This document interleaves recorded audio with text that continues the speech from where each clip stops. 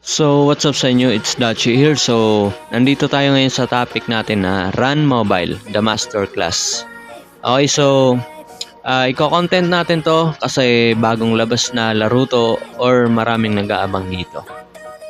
Napakaraming nag-aabang dito. So, yung una-una nyong gagawin guys kapag nakapag-create kayo ng character dito, account or character, at ito yung kapag Phoenix School kayo, dito kayo mapupunta.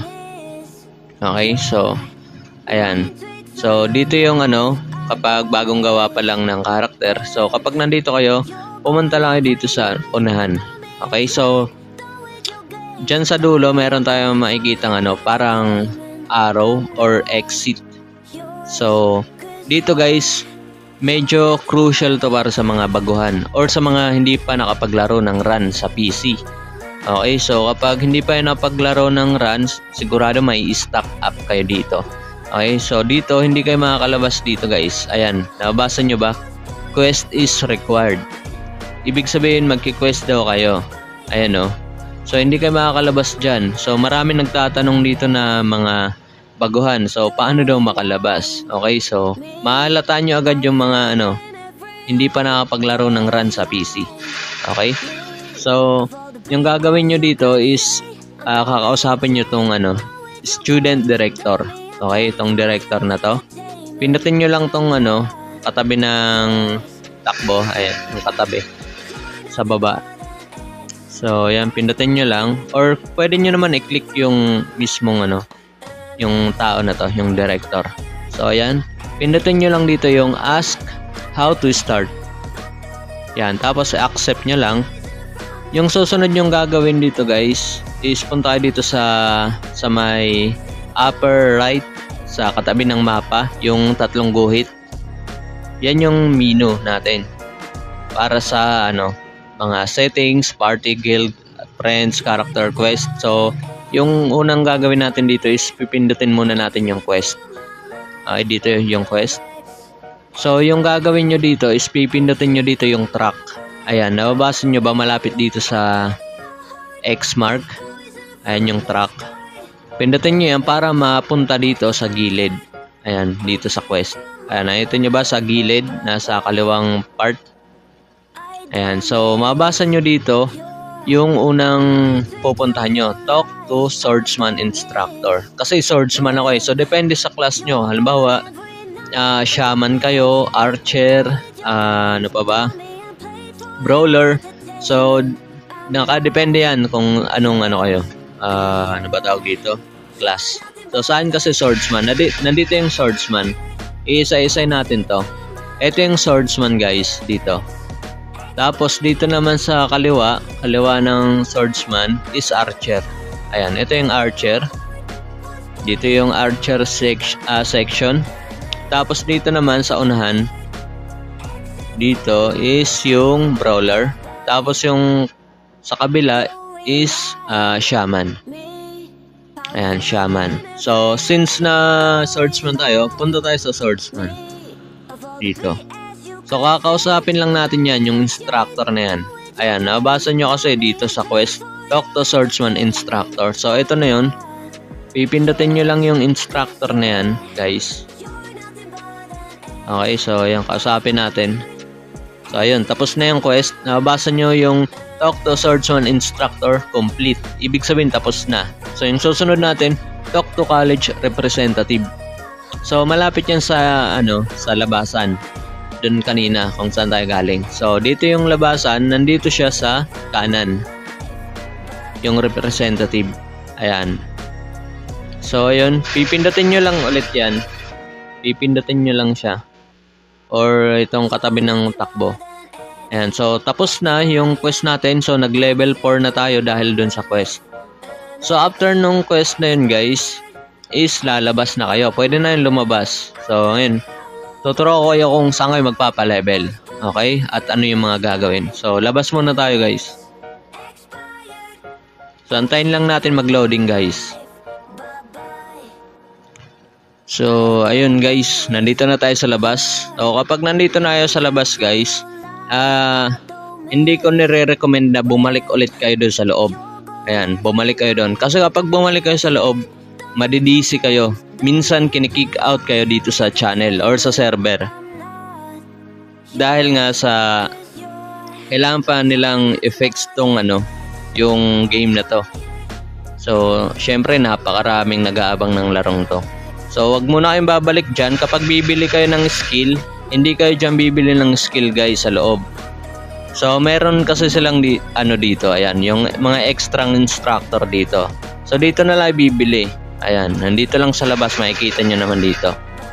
So, hindi ko recommended na bumalik kayo doon kasi possible na ma-DC kayo. Once na nakapag-login kayo, huwag kayo magla-log out dahil napakahirap pumasok. Kahit nga ako kanina, nung lumabas ako dito, napakaraming beses ako nag-try para makapasok ulit. So, yung gagawin nyo dito mga idol, dito kayo sa kanan. Dito kayo sa kanan pumunta para magpa-level. Huwag kayo sa kaliwa kasi mas maraming mobs dito. Okay, so ayun, makikita nyo agad dito yung mga Lethal Hooligan. Ayan. So ngayon, dito kayo magpapa-level muna. So, syempre, punta kayo sa inventory nyo guys. Dito sa tatlong guhit. Ayan, tapos inventory. Tapos makikita nyo dito itong Resurrection Training Rosary. So, equip nyo lang yan. Equip. Okay, so yun. Kapag na equip nyo na yun, ayan, malakas na yung XP nyo. So, wag nyo kakalimutan yan isuot kasi 7 hours lang yan guys. Okay, after 7 hours, wala na kayong rosa. Kaya sa loob ng 7 hours, kailangan makapagpa-level 30 plus agad kayo. Or kung kaya nyo, level 40 plus. Kasi kapag hindi kayo nakapagpa-level, masasayang lang.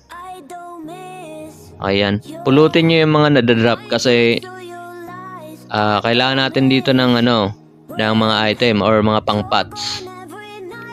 Yung Lethal Hooligan muna yung natin. Panata natin.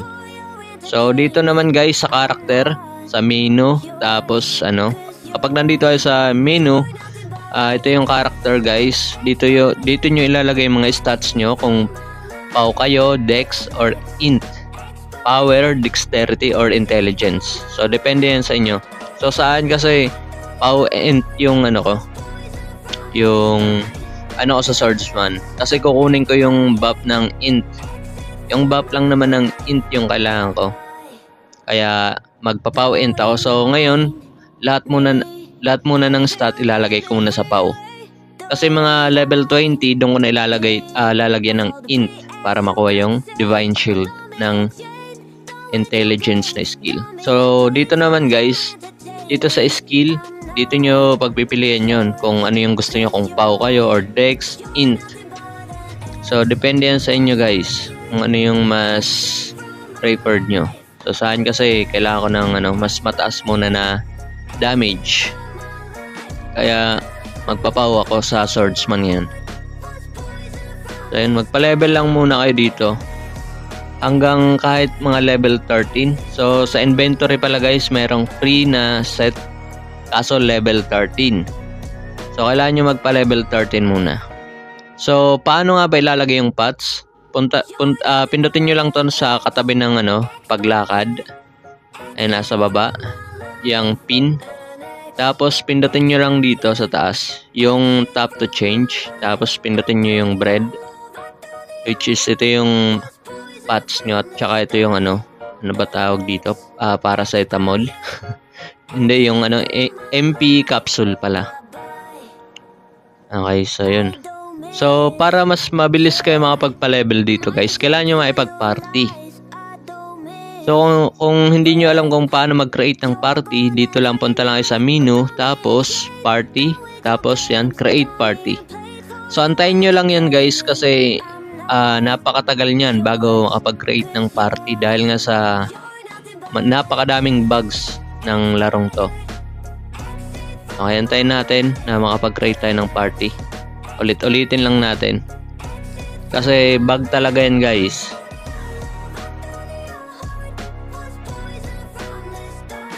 Antayin natin makapag-create para ma-invite natin sila. Ayan yung nakikita nyo yung mga tao dito. So ayaw pa makapag-create. Okay, isa pa. Try ulit natin.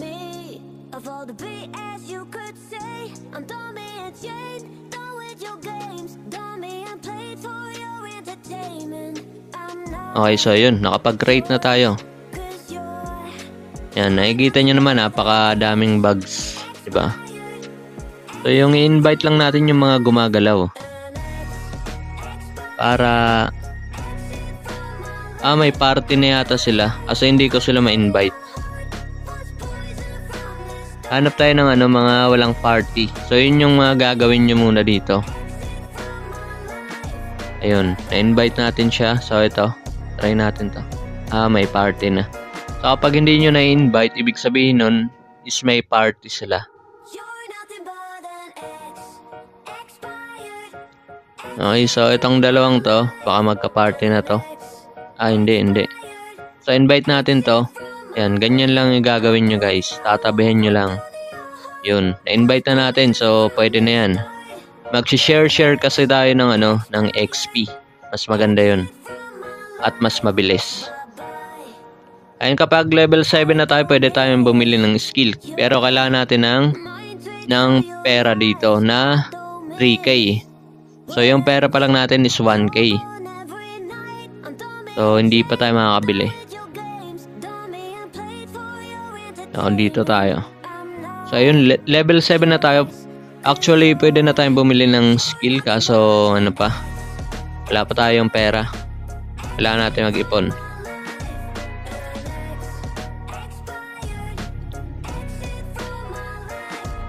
Okay, so kahit naman malayo yung kaparty nyo guys, is mag-share pa rin yan ng XP.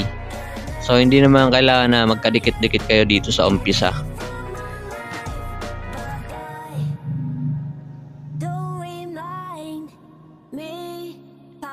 So hanap pa tayo dito ng pwede nating i-party. Baka may tao pa dito sa taas. At saka kung gusto nyo i-check yung level ng kaparty nyo, punta lang kayo dito sa party. Ayan, level 12 na sila. So ako lang yung mas lower yung level.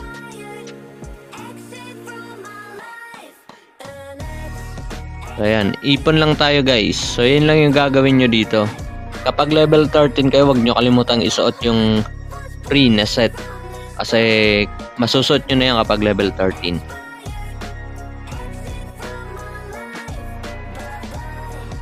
So kung naglalaro na kayo ng run sa PC, is malalaman nyo na yung mga hybrid build about sa stats. So pero doon sa mga baguhan, gagawa na lang ng separate na video about dito. Kung paano yung hybrid. So wag kayong mag-alala guys kasi open beta test pa lang naman to. Nasa OBT pa lang tayo. Ayan. So wala pang dito, Destiny box. Kasi doon pa sa kabilang mga mobs, yung mga Destiny box. Wala pa dito. Ayan. Pa-level lang kayo dito hanggang sa tumaas na yung level nyo. Kasi kapag kumapak na kayo guys ng kumapak kayo ng level 27, pwede na mag-quest sa Onslaught para makalabas na kayo sa campus. Okay, so napakarami pang bugs dito guys. As in, napakarami pa. So, hindi lang isa, napakadami talagang bugs. No, hindi natin may isa-isa yung bugs dito. Kasi kapag nakapaglaro na kayo dito, malalaman nyo na halos lahat yata bug. Lalo na sa power up guys. Merong bugs sa power ups. Yung power up na Destiny box is kapare sa speed up na Destiny box kapag nakakuha kayo ng speed up. So yung speed up is bumibilis yung takbo nyo at the same time napakataas pa ng damage nyo. Halos ka-same lang sa power up. Okay, so malalaman nyo yung kapag naglalaro na kayo. So mas maganda yung makuha nyo yung speed up compare sa power up. Kasi yung speed up, same lang ng damage ng power up at saka mabilis pa kayong tumakbo. So ewan ko lang kung nahalata rin yung ibang player dito. Ako kasi una pa lang nahalata ko na agad eh. Nung nag-try ako. Kasi itong ginawa kong bago na kasi to guys. Para lang ma-explain ko sa inyo paano magpa-level. Ayan. Nakapansin nyo naman, mabilis tayo makapagpa-level. Level 90 na tayo. So mag-invite pa tayo. Ayan. Para ma-share natin yung XP natin. Ito. May party na siya. Okay, so hindi pa tayo makakabili ng skill kasi napakalit pa lang ng pera natin. Kailangan pa natin pumatay.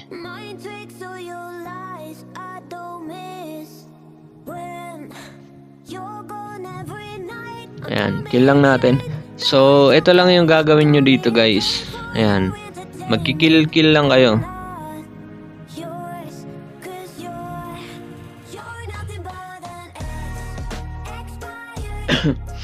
So, ayun, magle-level 10 na ulit tayo. Napakabilis lang ng XP dahil may Rosa. So, huwag nyo sasayangin yung Rosa nyo. Dapat straight kayo makapaglaro ng 7 hours. Kasi kapag nag-experience guys, mararamdaman nyo yung kunat. Okay, baka sabihin nyo, baka mapakwit kayo kapag wala ng rosary. Napakakunat talaga magpa-level. Ayan, napapansin nyo naman kahit nga may rosary tayo, nararamdaman nyo pa rin yung kunat ng XP. Pero which is, lang naman, normal lang naman dito sa sa Run Mobile. Kasi nasa lang tayo. Kumbaga nasa unang parte pa lang tayo ng updates sa Run Mobile. So yun, bibili pa pala tayo ng weapon. After nyo makabili ng skill, bibili rin kayo ng weapon nyo para mas mataas yung damage. At saka wag nyo i-upgrade agad yung skills nyo. Halimbawa kapag nakuha nyo na yung skill nyo, wag nyo isasagad agad or wag nyo i-upgrade ng sagad. Kasi mayroon lang required na mayroon lang required na pag-a-add ng skill kung anong level lang. Kasi masayang yung skill point nyo. Okay, so yun. Mag-level 10 na tayo. Hinti na lang.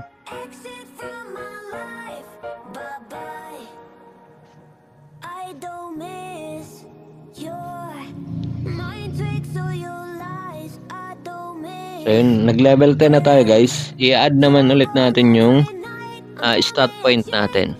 So, pau ulit. Para mas mataas yung damage natin. Ang hindi mabibitin.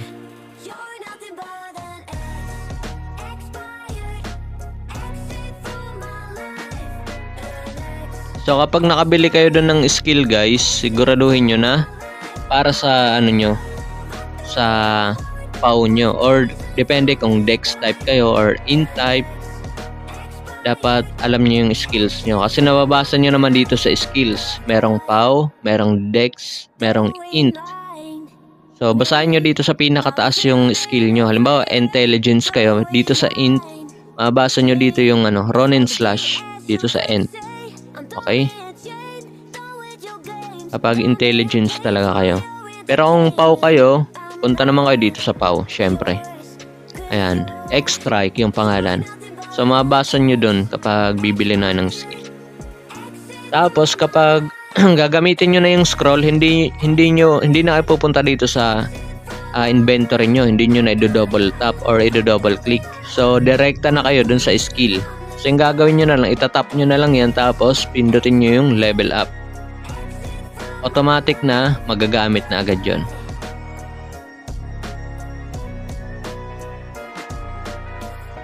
So yun, level 10 na tayo guys. Yan, napakabilis lang.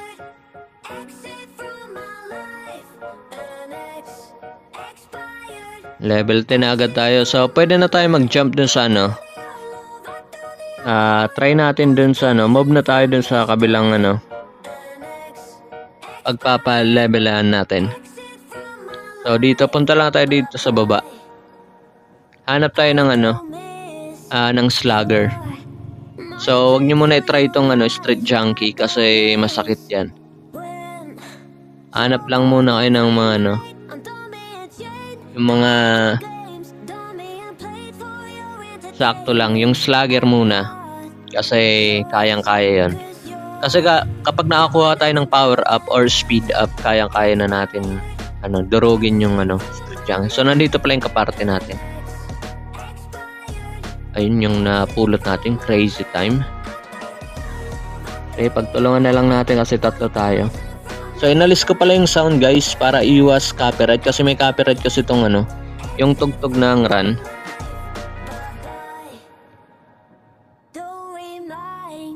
Yun, naglalag nga tayo kapag nakakuha ng power up. I mean ng Destiny Box.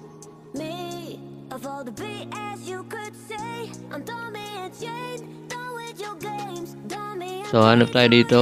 Baka itong isa walang ka-party. Invite natin.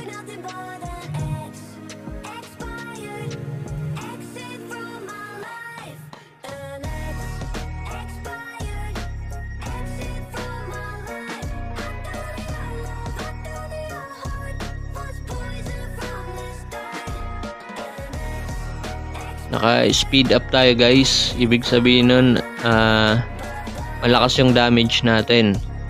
Kasi nga sinabi ko sa inyo, merong bug tong game na to. Kapag naka-speed up is mataas talaga yung damage. So same lang sa power up. So ayun, dito na kayo magpa-level sa sports field. Pwede na to. Kahit ganyan pa lang yung level natin.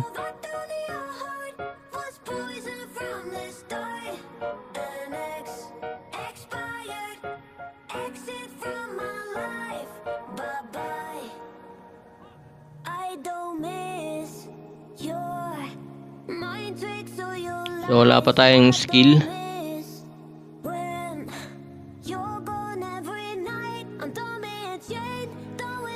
And sinusuntok tayo guys.